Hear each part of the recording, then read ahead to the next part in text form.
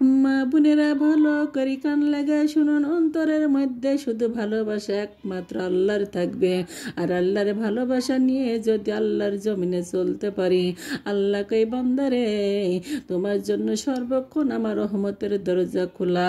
আকাশের মধ্যে আসমানের মধ্যে আমার রহমতের দরজা, ইমানদারের জন্য একটা দরজা রেখে দিয়েছি।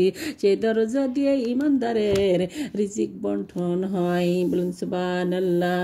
আর আমার ইমানদারের যে আমল করবে, ওই আমলগুলো আমি আল্লাহ পাকের আরশ মহলের দরজায় পৌঁছাইয়া দেওয়ার জন্য আমি আল্লাহ পাক রব্বুল আলামিন আমার বান্দার নেক আমলগুলো পৌঁছাইয়া দেওয়ার জন্য আমি আরও একটা দরজা করে রেখেছি। সুবহানাল্লাহ।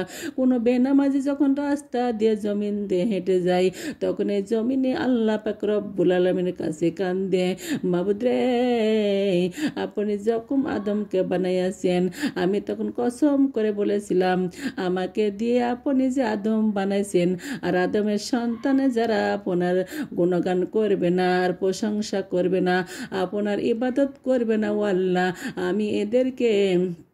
আমি তাদেরকে কখনো আমার জমিনে তাদেরকে ঠাঁই দিব না।